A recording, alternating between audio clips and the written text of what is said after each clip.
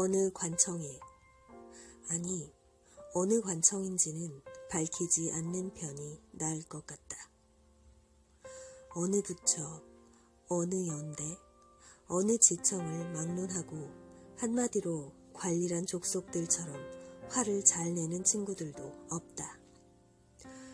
요즘 세상에는 누구나 자기 한 개인이 느끼는 모욕을 마치 사회 전체 구성원에 대한 모욕으로 오해하는 경향이 있다.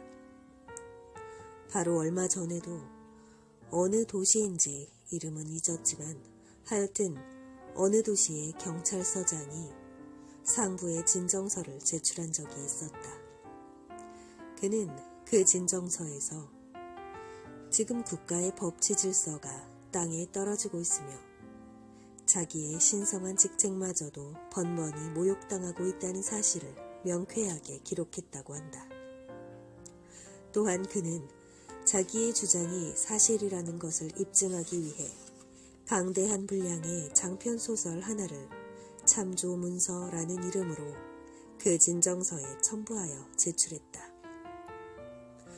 그 이유는 장편소설에는 거의 10페이지마다 경찰서장이라는 인물이 등장하는데 그 인물을 곤드레만드레 술에 만취한 모습으로 묘사하는 대목이 여러 군데에서 발견된다는 것이었다. 그래서 이런 불쾌한 일이 생기는 것을 피하기 위해서 가능한 한 여기서는 화제에 오른 관청 이름도 그저 어떤 관청이라는 식으로 애매하게 부르는 것이 무난할 것으로 보인다. 아무튼 어떤 관청에 어떤 관리 한 사람이 근무하고 있었다. 이 관리는 남보다 뛰어난 점이라고는 눈을 씻고 찾아봐도 없는 사내였다. 작달막한 키에 약간 얼근 얼굴, 머리털은 붉은 빛이 감돌고 눈은 근시 같았다.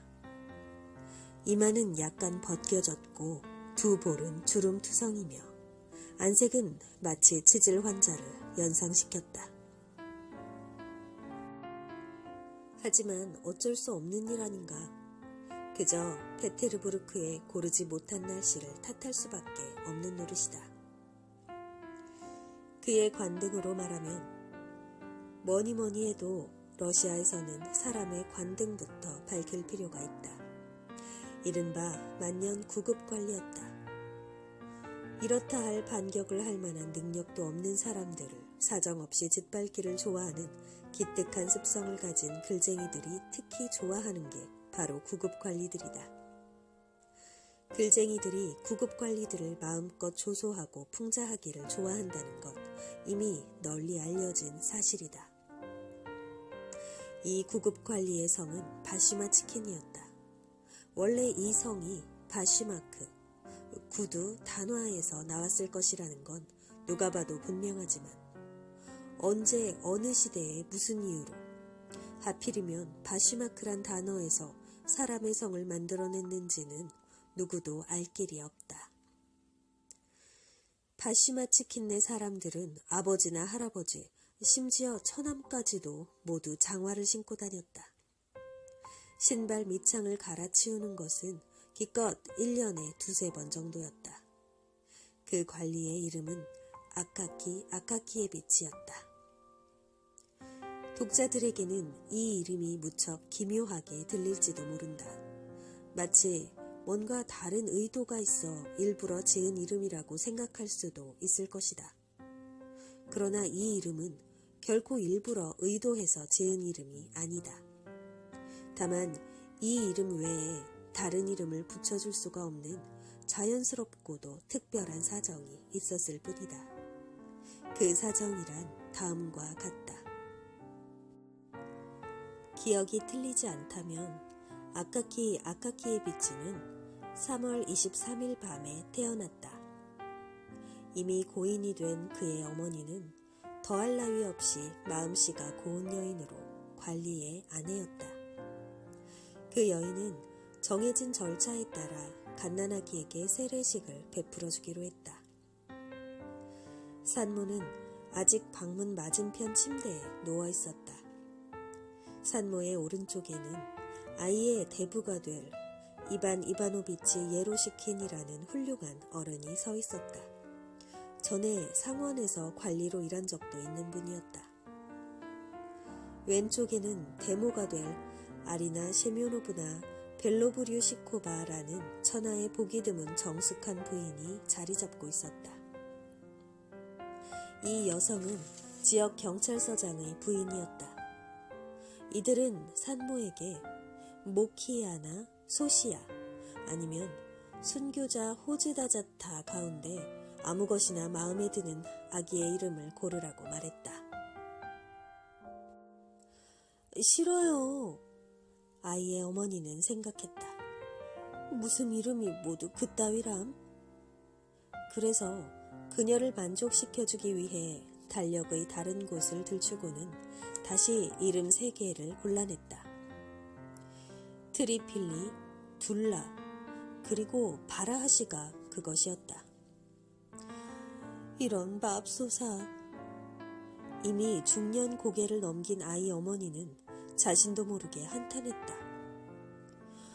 어쩌면 그렇게 괴상한 이름만 튀어나올까? 생전 들어본 적도 없는 이름들 뿐이군.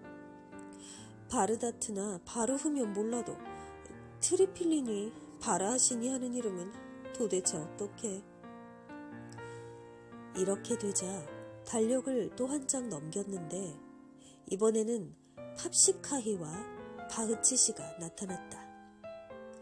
알겠어요. 이젠 됐어요. 아이 어머니는 말했다.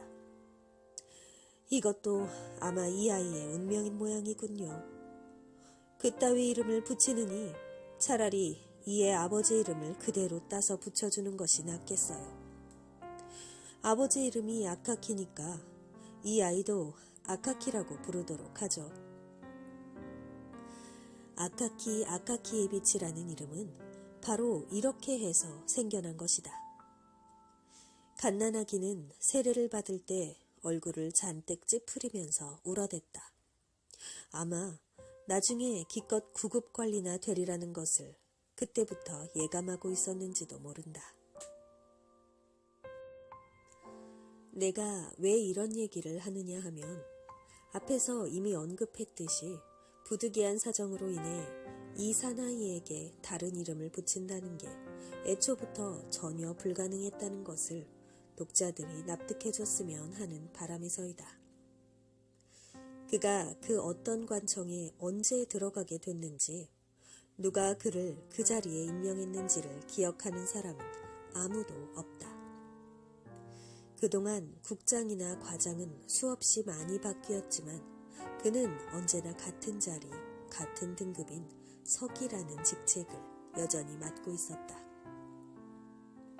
그래서 나중에는 다들 그가 마치 어머니 뱃속에서부터 머리가 벗겨지고 관리 제복을 입은 채 태어나기라도 한 것처럼 느끼게 되었다. 그가 일하는 관청에서는 어느 누구도 그를 존중해주지 않았다. 수의들조차 그가 앞을 지나가면 자리에서 일어나는 법이 없었다. 마치 파리 한 마리가 날아다니는 것을 보는 듯한 태도로 그를 거들떠보지도 않았다. 더구나 상관들은 말할 필요도 없이 그에게 위압적이고 전제적인 태도를 보였다. 계장이라는 직책을 가진 자는 아예 예의상하는 최소한의 말 한마디도 없이 그의 코앞에 다짜고짜 서류를 불쑥 들이밀곤 했다. 그에게는 이거 정서 좀 해줄래요? 또는 이거 꽤 재밌는 일감인 것 같은데 등과 같은 의례적인 표현조차 그에게는 생략하는 것이다.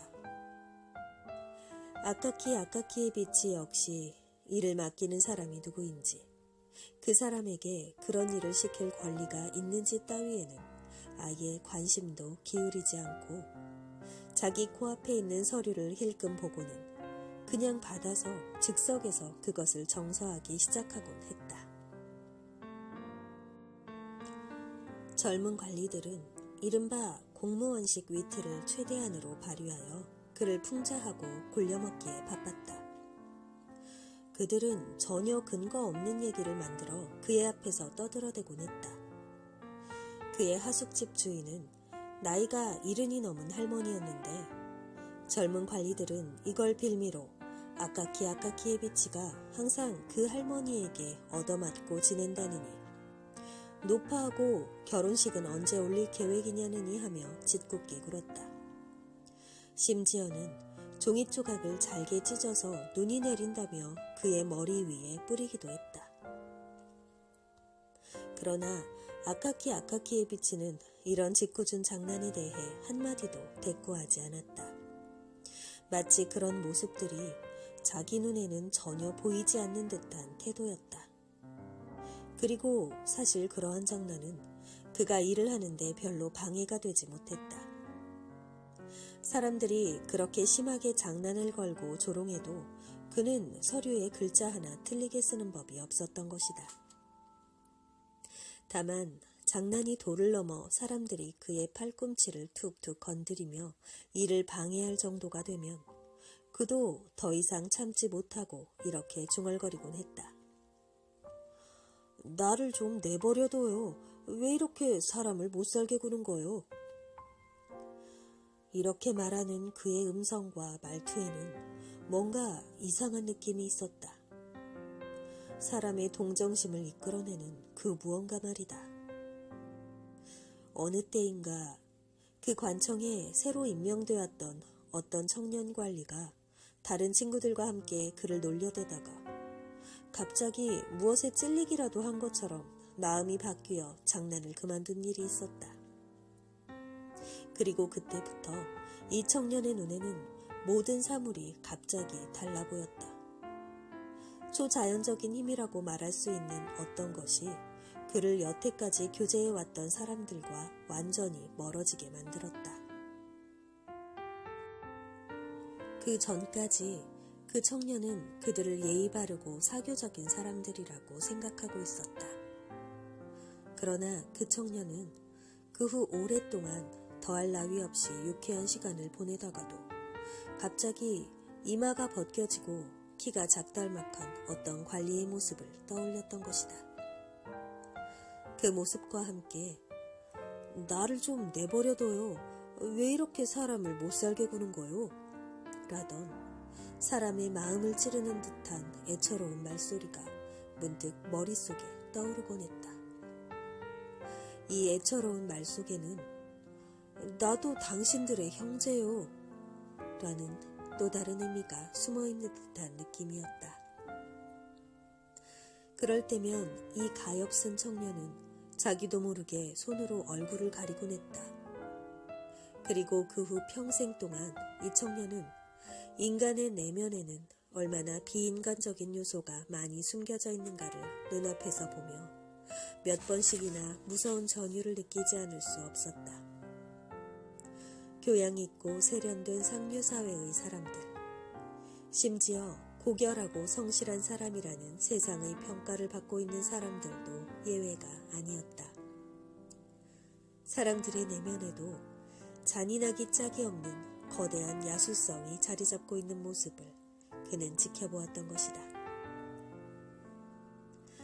그건 그렇다 치더라도 과연 아카키 아카키에비치만큼 자기 직무에 충실한 사람이 얼마나 있을까? 자기 직무에 충실하다는 표현만으로는 사실 부족하다. 그는 자기가 맡은 업무에 진정 애착을 갖고 있었다. 그는 공문서를 정서하는 하찮은 일에서도 나름대로 다양하고 즐거운 세계를 발견하고 언제나 즐거운 표정을 짓고 있었다.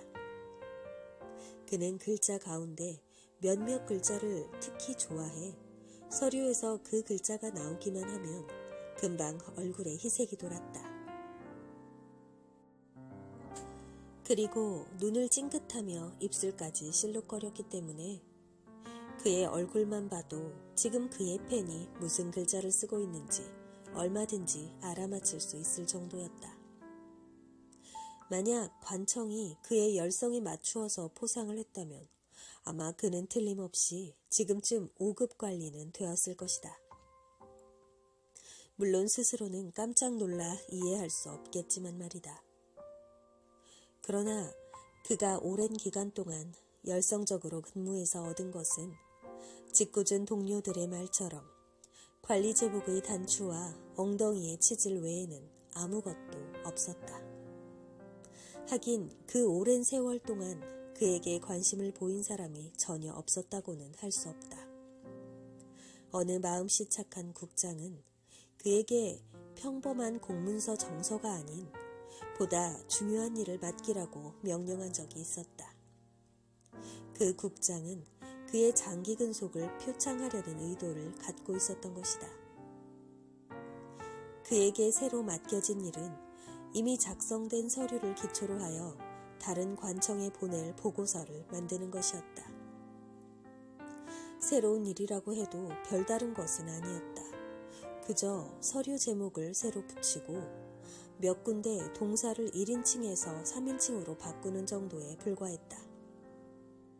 그러나 아카키 아카키에비치에게는 이것이 여간 어려운 일이 아니었던 모양이다. 새로운 일을 맡은 그는 연신 땀을 뻘뻘 흘리면서 계속 손수건으로 이마를 닦고 있었다. 그러더니 마침내 비명을 지르며 하소연했다. 이 일은 도저히 안 되겠습니다. 저는 역시 서류 정서를 하는 것이 훨씬 더 편합니다. 그때부터 그는 항상 정서 업무만 하게 되었다. 그에게는 정서하는 일 외에는 이 세상에 아무것도 존재하지 않는 것처럼 보였다. 그는 옷차림 따위에는 전혀 신경을 쓰지 않았다. 원래 초록색이었던 제복은 이제 붉은 빛이 감도는 누런색으로 변해버리고 말았다. 그는 사실 목이 그다지 긴 편이 아닌데도 옷깃이 워낙 좁고 낮아서 목이 위로 쑥 빠져나온 것처럼 보였다.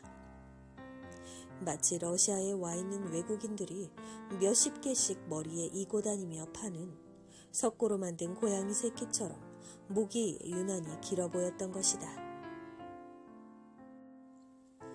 그뿐만이 아니었다. 그의 제복에는 언제나 마른 풀잎이나 실밥 같은 게 붙어 있었다. 게다가 그는 또 아주 특수한 재능도 하나 갖고 있었다. 길거리를 걸을 때 사람들이 창문으로 쓰레기를 버리는 바로 그 순간에 기막히게 그 창문 밑을 지나가는 그런 재능 말이다. 그래서 그의 모자에는 언제나 수박이며 참외 껍질 같은 것이 얹혀 있었다. 그는 날마다 길거리에서 벌어지는 일, 사람들이 하는 일에 대해서는 일생 동안 단 한 번도 관심을 가져본 적이 없었다. 누구나 잘 알다시피 눈치나 머리 회전이 빠른 젊은 관리들은 그런 일에 항상 관심을 기울이는 법이다. 그래서 길 건너편에서 걷는 사람의 허리띠가 헐거워져 바지가 좀 느슨해진 것까지도 재빨리 발견하고는 연신 킥킥거리며 웃지 않는가. 그러나 아카키 아카키에비치로 말하자면 설사 눈으로 뭔가 보고 있다 하더라도 진짜 보는 것이 아니었다. 그의 눈에는 자신의 필체로 쓰인 또박또박하고 가지런한 글씨들만 어른거렸다. 가끔 느닷없이 자기의 어깨 너머로 말대가리가 하나 튀어나와 얼굴에다 콧김을 훅 불어댄다거나 하는 일이 생겨야 그는 비로소 자기가 지금 관청의 서류 더미 속에 묻혀있는 것이 아니고 길 한가운데 서 있다는 사실을 깨닫곤 했다.